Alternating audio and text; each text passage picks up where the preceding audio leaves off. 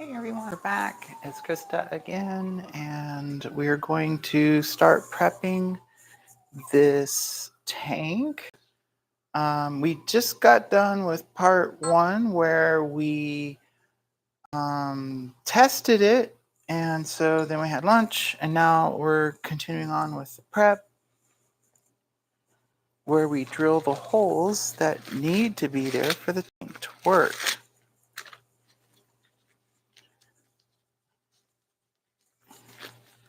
It's easy to screw up this part, so I always take my time and try to do it right. Okay. So most of these are going to use drill guides.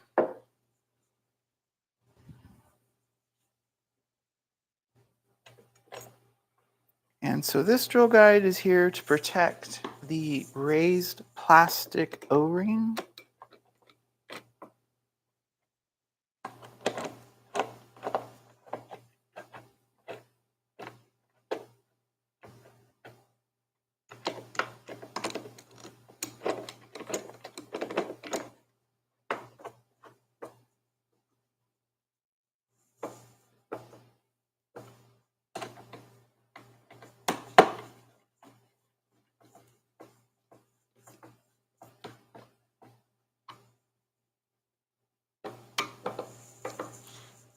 Okay, it looks like there's a little bit of bias this way on the fitting. So I'm going to kind of push the hole saw away more as I'm working. There's going to be some noise. I'm going to run the vacuum while doing this because it makes lots of chips, and then the chips kind of go everywhere, so as many as we can vacuum before they hang out for the static electricity, the better.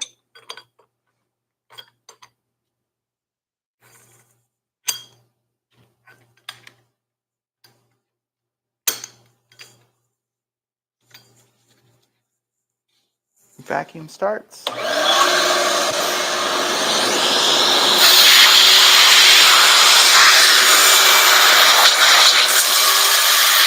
That's no good. We need better holding.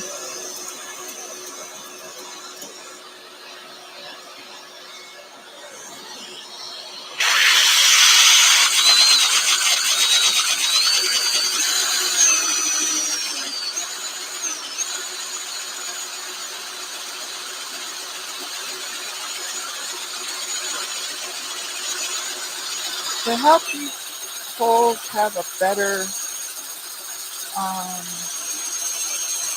smoother outcome, I did chuck the hole saw bit into the lathe, and I ground down the outer skip teeth. So it makes it a lot harder to saw through, but it gives us a little bit better product.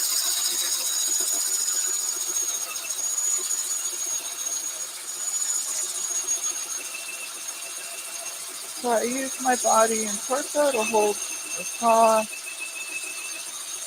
and better control how much force I'm pushing with.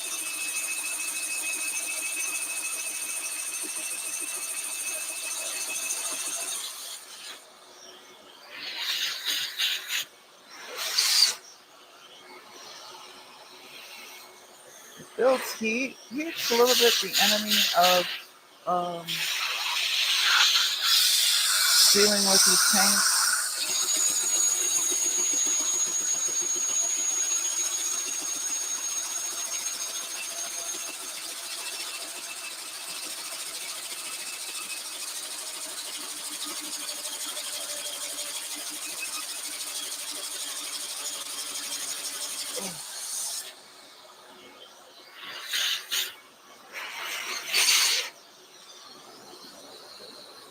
I'm probably going to kill this battery.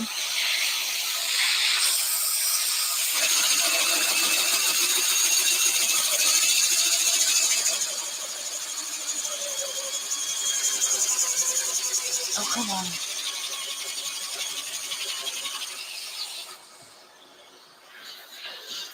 Oh, we're almost through.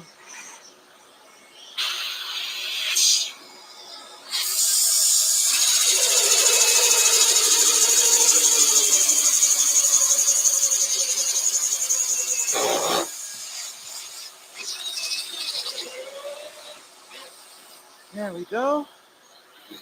Whew. Oh, wow, my arm just cramped. Okay.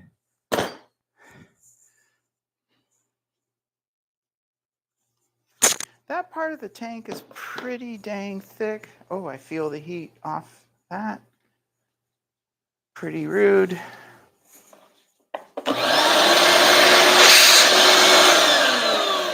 Honestly, if this was a tank we were doing a whole lot of, I'd probably figure out a way to use a router instead of the drill and the hole saw. It's not, I mean, it's just more effort and less efficient than other means of production, but it's fine. It's not the end of the world.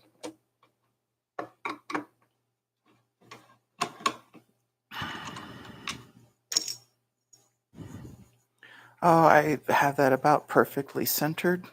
That's great. I'll show you that in a second.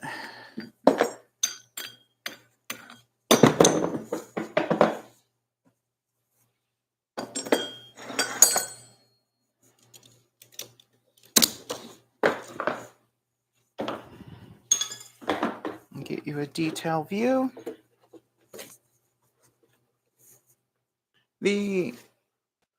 You can see the raised O-ring effect on the plastic, and then this little lip is just about perfect all the way around. And then when we do the trimming, we're going to smooth that out some.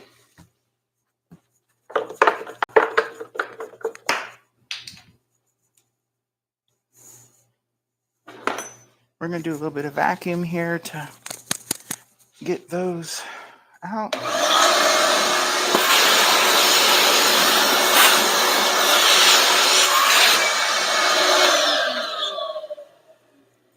An advantage of all that heat is we do get less chips. And so you can see this piece is pretty thick, and it takes a while to chew through it. Do I have calipers handy? Maybe. Oh, here's a set that probably work. Nope. Oh, maybe. Yeah. So 6.6 millimeters, or 0.254. So it's over a 1/4 inch thick. We go for 0.200 to 0.300 is the goal. And even though I thought this was number 31, it's not. It's actually number 33, but I have date and serial number. The serial numbers aren't very formal. It's just I kind of keep track of how many I've made. Okay, next up we're going to do probably the most challenging one. To do the filler, we go across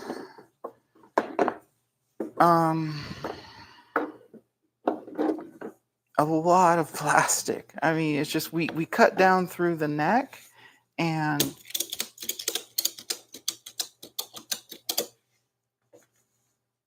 there's just, it's so thick here, and you'll see when we pull the plug out.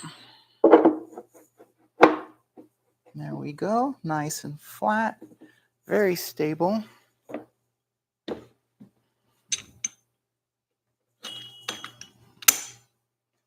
And let's just get a new battery.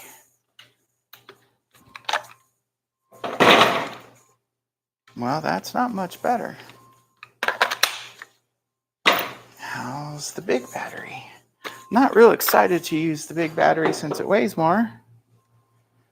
Well, geez, they're all on 2. This one's on 1. Same deal again here. We're going to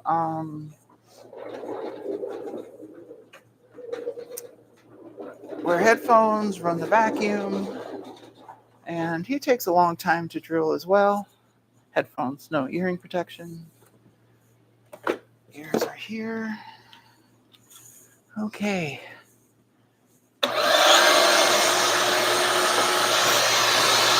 Here I just try to be as centered and straight as possible.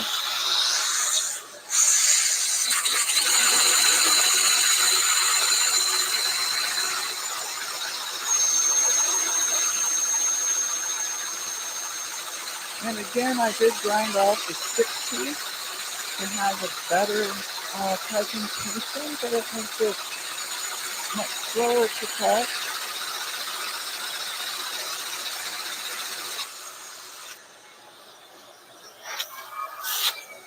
Okay, that's nicely centered.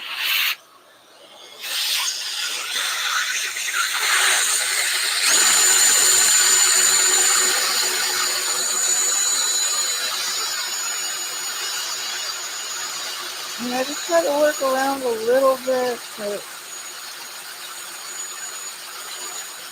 I guess you could say to distribute where the cut is happening and make the heat, instead of continuously a lot, just build it up and slowly happening.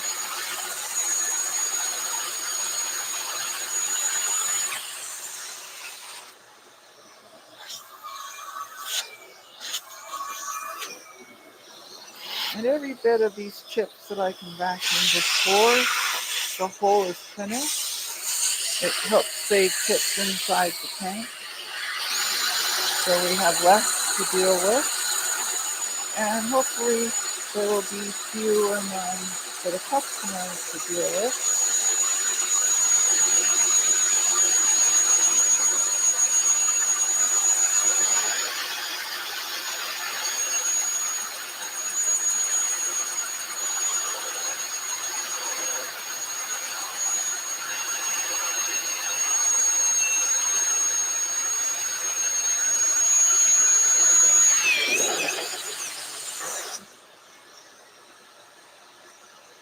All right, got it.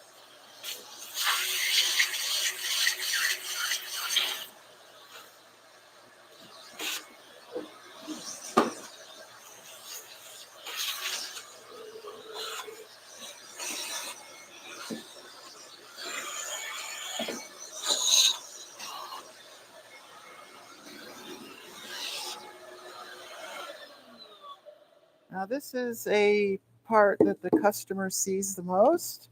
So I'm very glad that the hole looks nicely concentric to the filler neck. And you can see we cut through a little over 1/2 inch, maybe even almost 3/4 of an inch of plastic.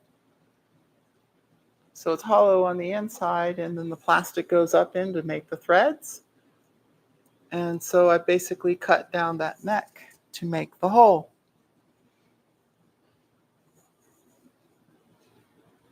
I guess you could tell here it's not exactly concentric, but it's really close when you look at that. Okay.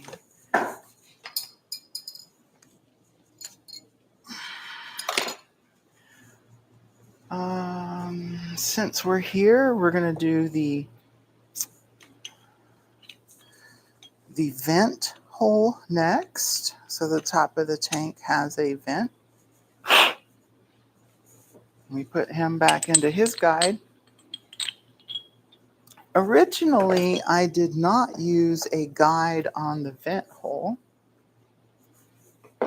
And then somehow I managed to make the bit skip, and I had to spend hours decking the top of the tank to make it smooth enough to seal, including having to test that it seals by putting a piece of rubber between a cover and the hole. And so after I made that mistake, I went and found this piece that looks like it was cored from making one of the other pieces. Well, not that one apparently. So the outside of it looks like it's made from a hole saw, so who knows where it came from. But I did drill and mill out the inside, or drill and bore out the inside. Switch to a different hole saw holder. It does have the guide drill in the middle, and it was successful for a while. And then after I screwed up a tank, it was like, nope, we're not going to do that again. Oh yeah, we're going to want vacuum and ears and everything here.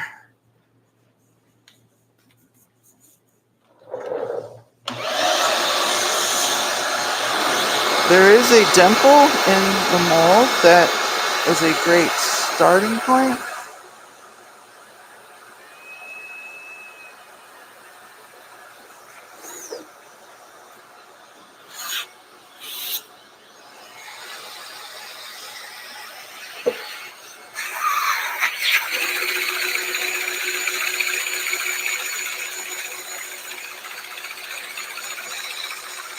This bit, or this hole saw, does still have its skip teeth, so this shouldn't be an issue getting through. However, his trick was that the edges of this hole go across the mounds of encapsulation that support the insert. So it's not just the hole, it's got 4 sides to it that raise up.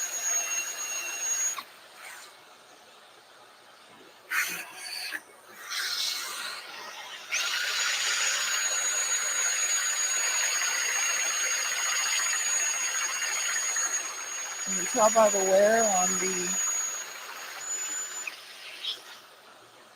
on the hole saw that we were getting close.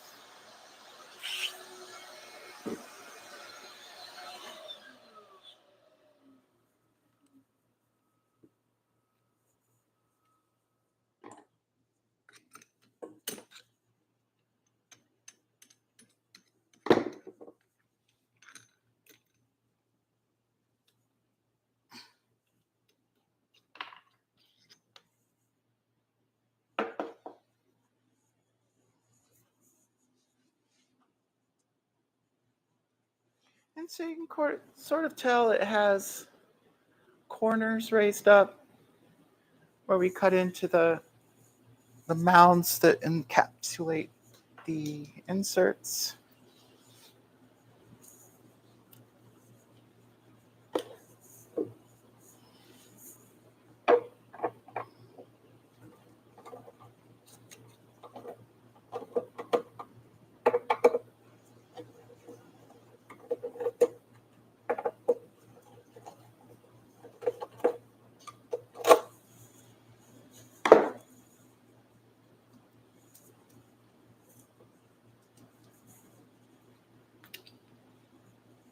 So we're finished with the hole saws using guides.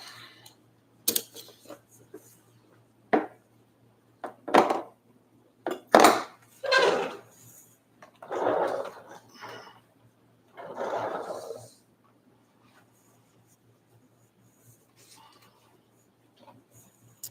we're going to turn the tank back over.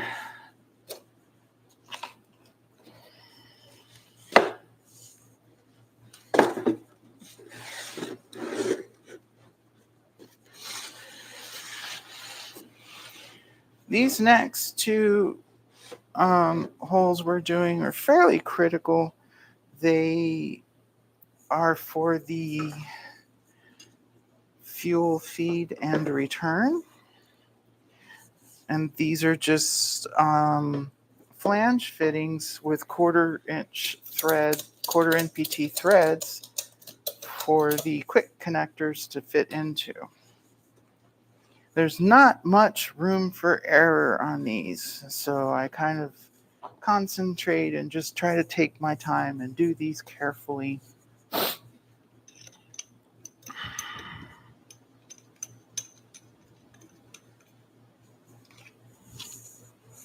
I could use a step bit. However, I find that the step bit is not as reliable about staying centered as the hole saw with the guide bit in the middle.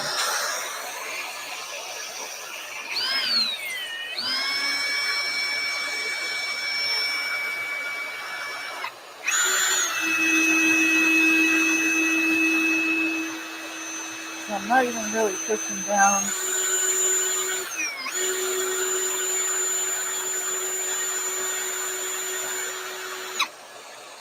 Oh, that's really not good. More pushing.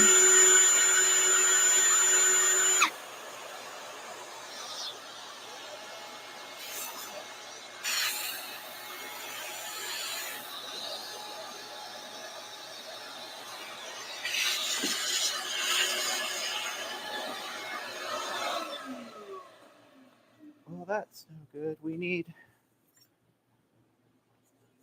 these holes to not fight.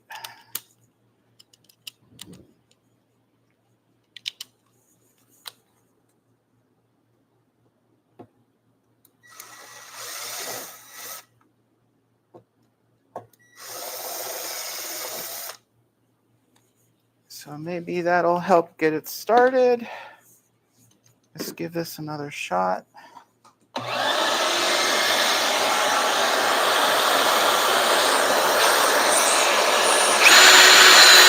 we go. Now real gently, getting close. Let it start engaging.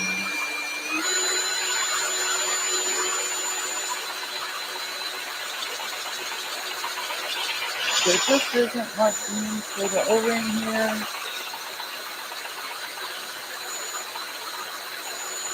This is a little bit of a not optimal design, honestly. And that's nothing really us, it's how the tank was made initially.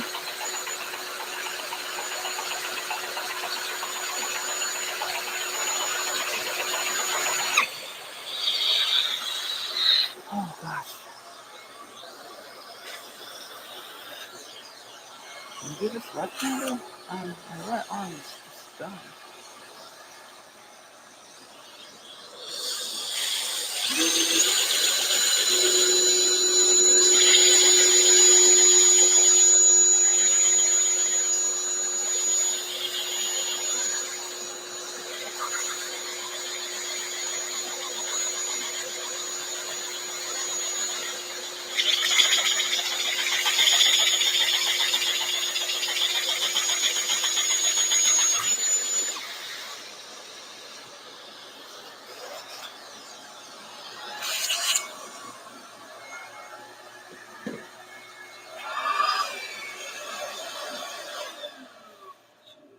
End result, that hole looks perfect. Makes me very happy.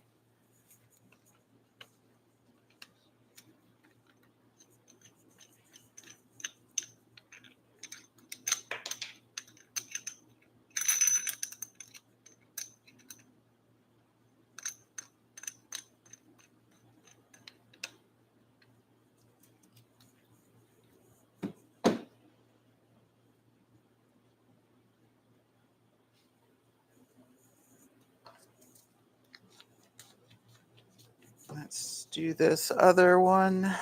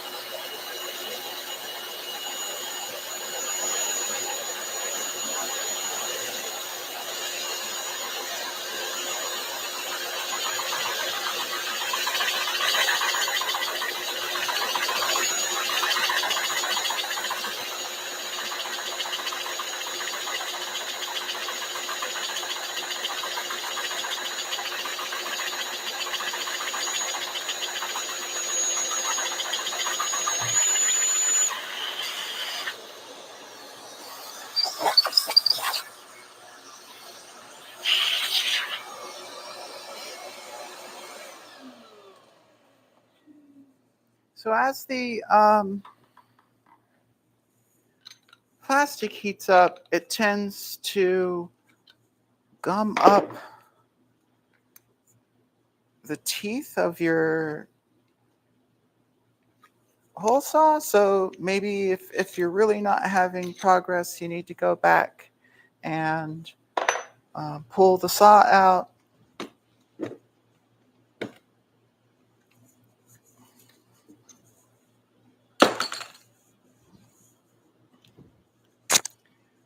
Whew. And we have one more hole to prep. I use the step bit for this one. I have green for how deep it goes and red for leave that out. Nothing too special. Of course, it helps if you unwind the drill.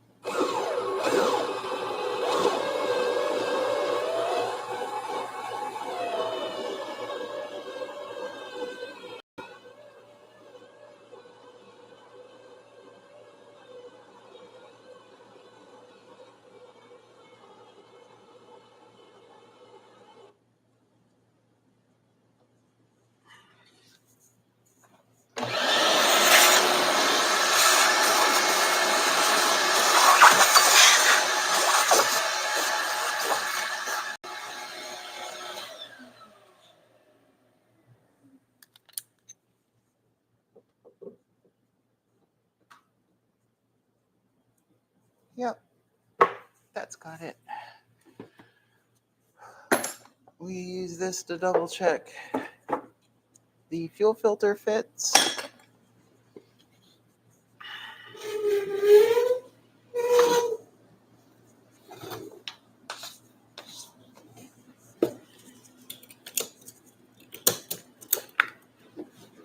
Next, we're going to be trimming. So the tank does not have seams. The raised edges are where the mold sections bolt together, but the way rotational molding works is that it's a continuous flow inside the part.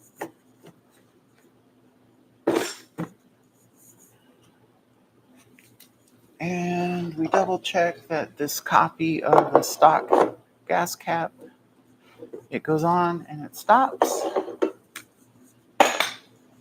This tank is functionally done.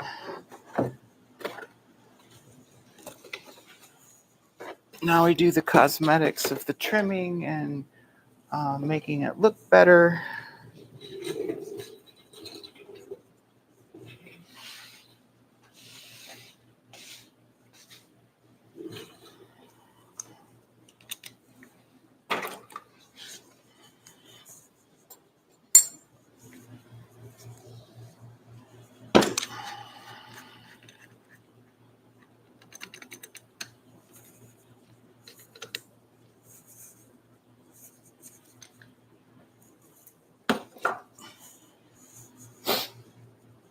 We need to do something with all these batteries that need charging, so probably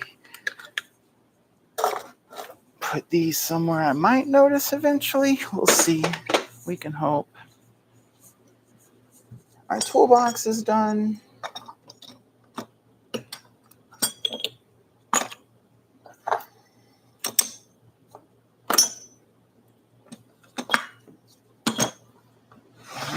Put that back away.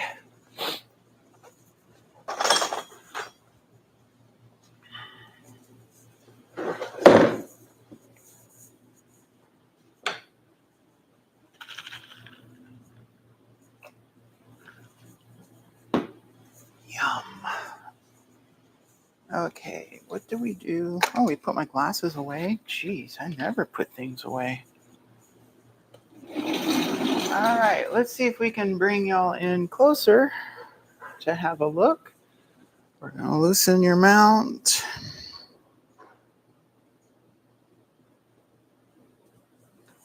Let's fix your view.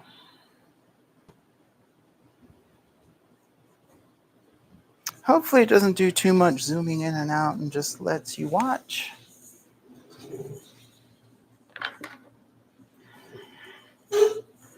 Okay. So when I cut these holes, what happens a lot is you get like, I don't know, what hair kind of comes off of it. And so I just try to trim it a little bit, make it slightly more presentable.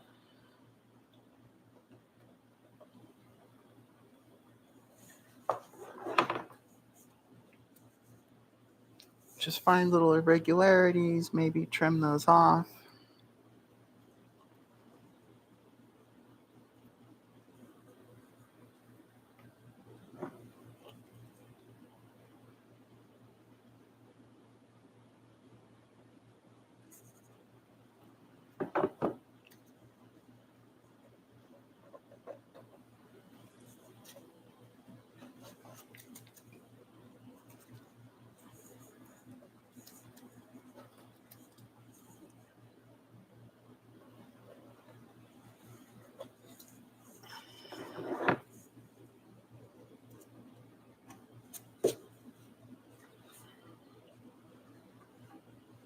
Oh, that's great. We're going to leave that like that now.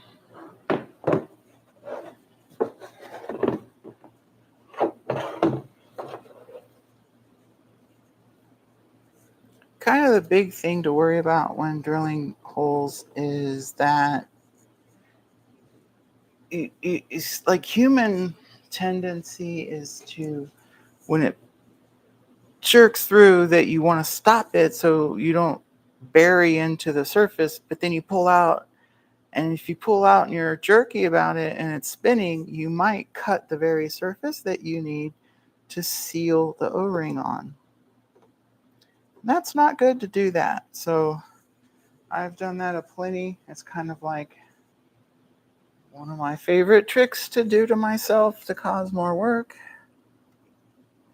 Any kind of problem like that, it's like you go back, you use a file, you use sandpaper, a Dremel, whatever it takes to get that surface flat, and then you test for leakage again.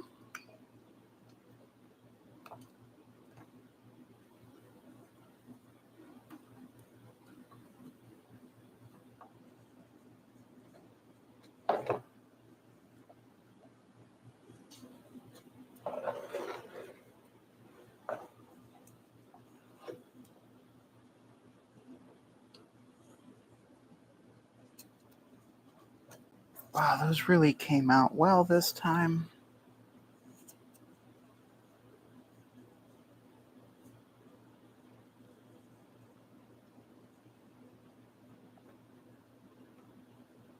Now here I'm trimming the more inward bit of the hole that I made. So it's like the underneath side I made look better.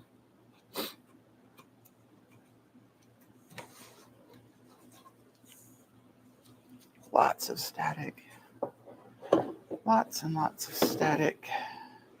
On this hole, I try to get rid of the sharp edge, but you have to be really careful because you don't want to cut into that O-ring. I'm so glad we figured out and adopted the 100% testing and like using the test rig and maintaining pressure to verify that these interfaces work. This particular tank was a little bit difficult to eyeball, and it was always stressful to send them out. So I had like this stupid spec of laying a plate on here, and you're only allowed so much deviation for a visual check. And I'm just glad that now I slam a piece of rubber against it and actually test that it seals. Reality is much better than guessing.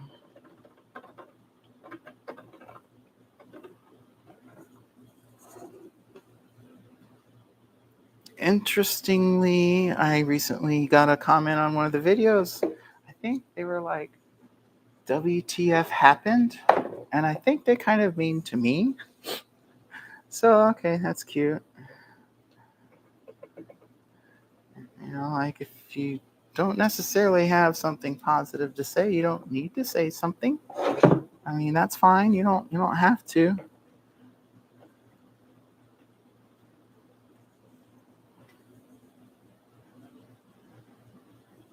I think a lot of men kind of forget that they do not have implied agency over women, and so it just creates these odd dynamics. It's like, well, WTF happened is that I'm still making products and I still want to live on this planet. So, hey, you should be happy.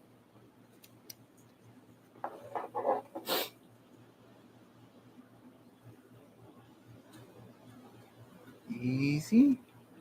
Easy. A little bit of the aluminum, I think, melted into the surface.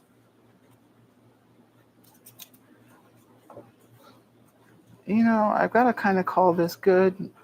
There is no such thing as perfect, and if you keep trimming, you have high chance of making a mistake. We don't want to make mistakes where it causes fuel to leak. So now we're going to do where the molds meet. And here I'm just looking for like sharp corners or raised up flash. Rotational molding, the molds never really ever fit correctly. It's just something they don't care about as an industry.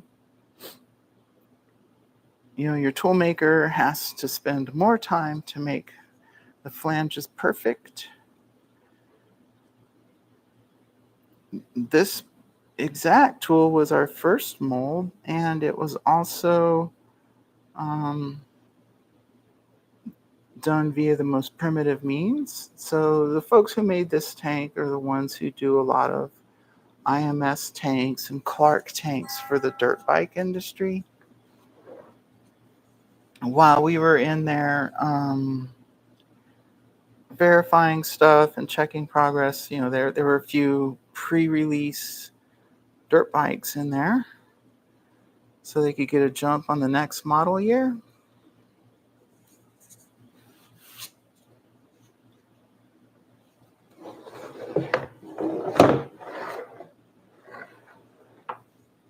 The company that did this is among one of the older ones in the LA basin area, Los Angeles, whatever giant sphere. These folks, I think, were in Ontario, California.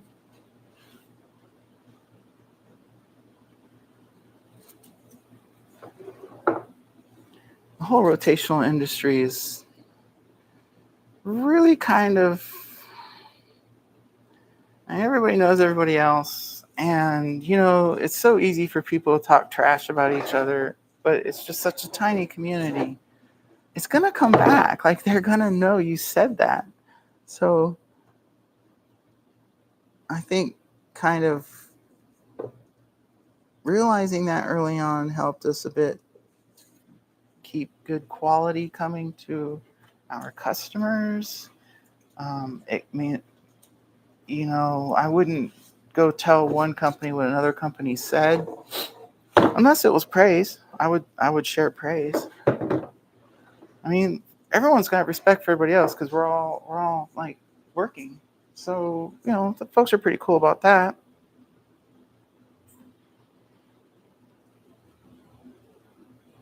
And then like the industry is about eking profit from cranking out as many parts from as many molds as you can per shift. And so, yeah, there's going to be competitiveness and greed and all that stuff. And our tools are not about that. Our tools are about getting the customer a tank that won't leak. And although this tank only has 14 inserts, I say only, this is quite a few inserts in reality. Most rotational molding products don't have any inserts. So every time there's inserts or tricks, it takes longer to turn the mold. Molders get grumpy because now you're cutting into them making $4 or $5 on a part that they're trying to churn out by the gazillions. So that makes us a custom molder now. We build to order basically, and I can do real artisan kind of work. I can do my best. I can take my time. I can deliver a perfect product. I don't have to worry about businesses cutting corners or trying to meet other quotas that are not about my product.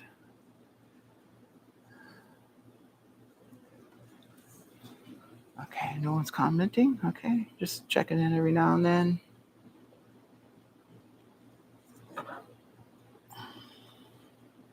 Wow, we got these mold sections together pretty well this time. That's kind of cool. You know, the molds are aluminum, so they do bend. They are not perfect. There's no such thing as ideal or perfect. And so depending on how well you clean the flanges, depending on the order that you tighten the bolts, all that stuff affects the parting line on the exterior of the tank you made.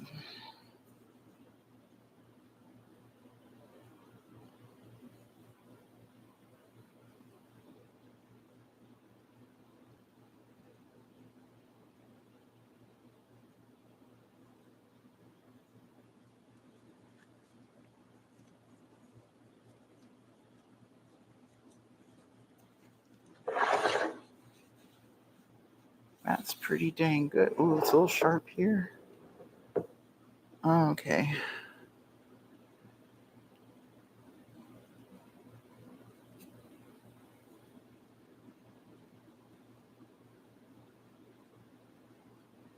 And this one's a two-piece mold, so it's kind of tricky to get the edges to line up since you can't reach inside and grind where the surfaces meet.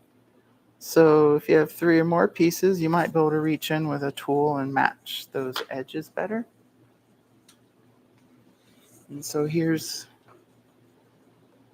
this dark line is where the two sides come together. And this one, they were very close, but like you can tell up here, there's a 1/10 of an inch, maybe 1/8 inch gap.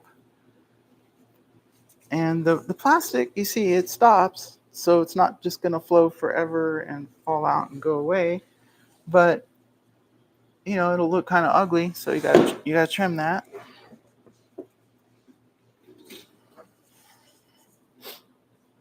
I can't believe we're still making tanks for this bike. It's been 20 years since the last one went to a dealer. And there are only 2,000 of these.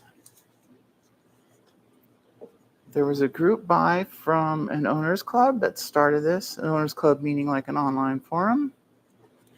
And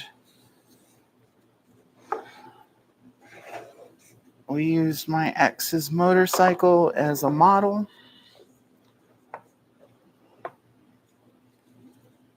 I figured we'd probably sell like 100 tanks sort of in the first year, and then maybe 50 the next year, and maybe 50 for all of time after that. And I'm pretty sure we're well past 300. I mean, even though I said this is number 31, it's definitely not. It's hard to keep up on the numbers on these without using like a spreadsheet I just go back through the book and find the last one I made and give him a number. But I also always write the dates down, and I have them in my notebook of when the production run happened.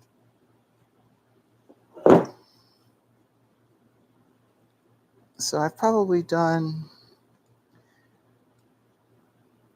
40 that I've sold here, and then it took a few to get this mold dialed in. I don't know if you could see this circle-ish dot thing here.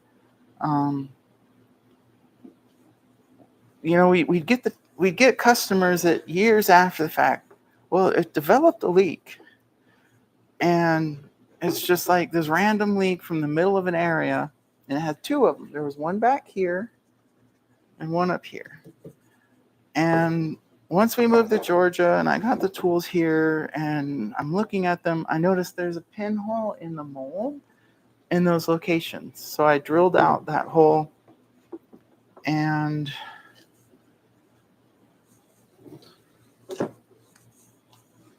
tapped it and ran in a screw with high temp Loctite and a crush washer on the outside.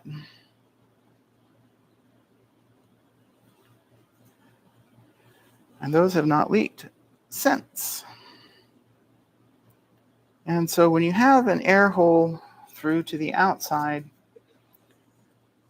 cooling air or air from the outside of the tool can come in and it can interfere with the flow of the plastic covering that area. And anytime you mess with the flow, you're liable to end up with a hole somehow.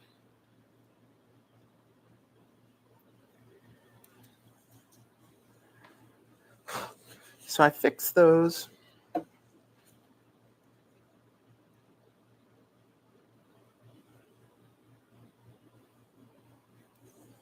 Okay, I think I'm done trimming. Another place we had problems was at the front of the battery well. And so I just kind of kept coming after this gently with various tools to make the mold smoother and more rounded to enable flow. And that's the same thing I did at the very bottom of the battery well. You'll see it's very radiused, especially where it's approaching the drain hole.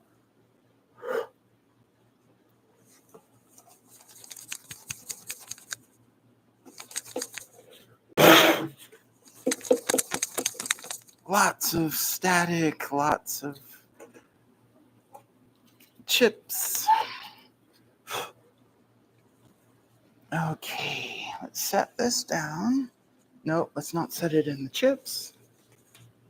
Let's just put it across this box. Now we're going to vacuum the chips out of the cart, and we're going to sweep the floor because chips are everywhere.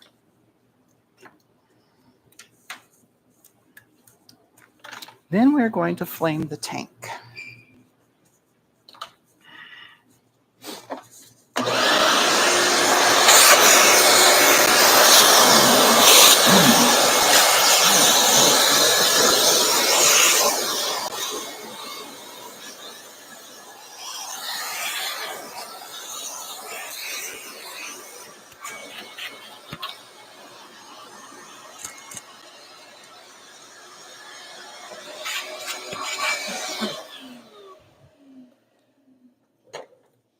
So I pretty much just wear,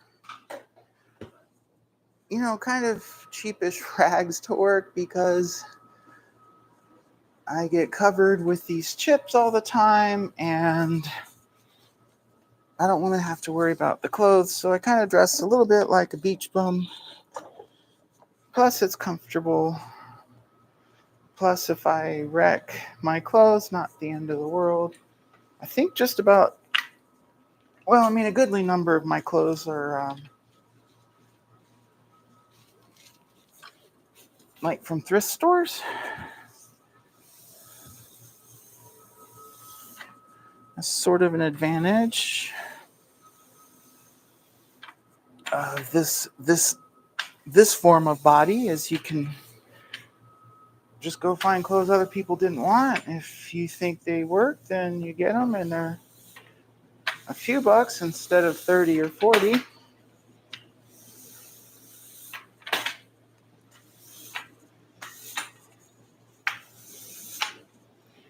All right.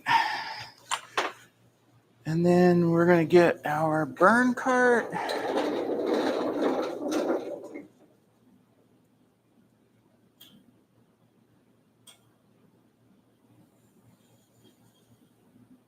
Okay, now let's get you a little further away and a little higher so you can see better what's going on.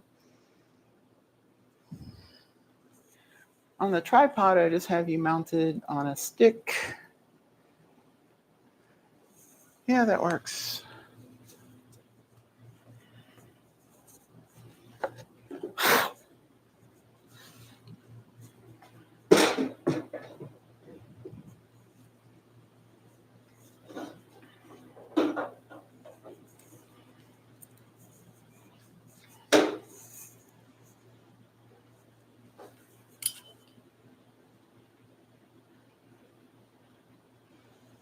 Yeah, a little better, I guess. I don't know.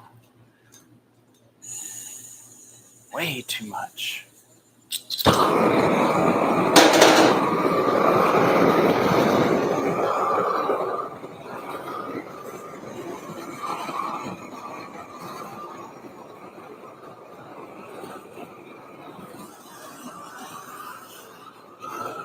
You sort of need to hold the flame perpendicular to any surface.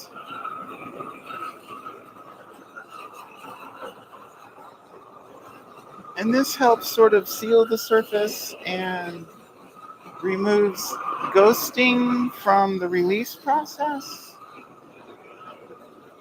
It makes the tank a little more shiny.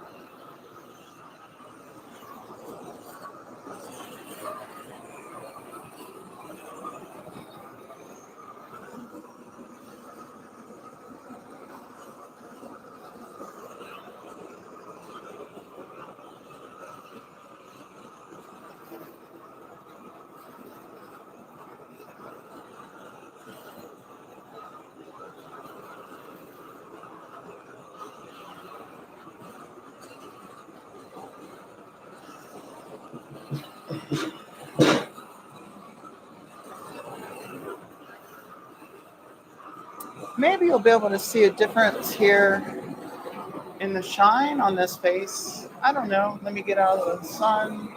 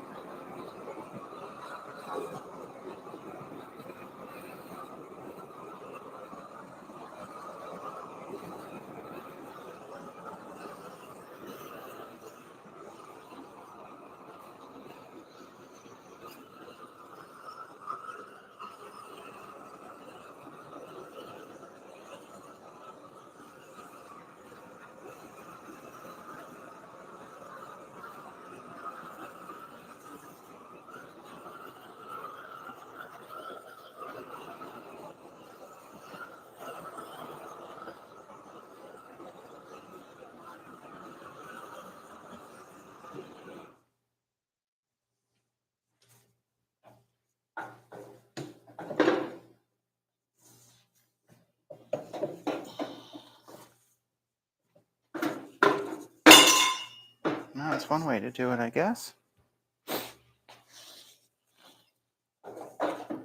Well, this is just obnoxious.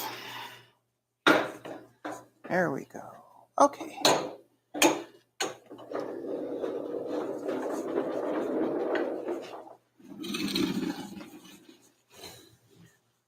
Turn off the gas. All right. That's that. Thanks for watching. I guess that's about it. So we're going to have that tank. I'll just ink on it with a paint marker with MH51B, like 4.5 gallons, made in USA in 9/26/22, which was yesterday, day before, 2 days, I don't know. That was the day we made it. Thanks a lot for watching. I'll see you later.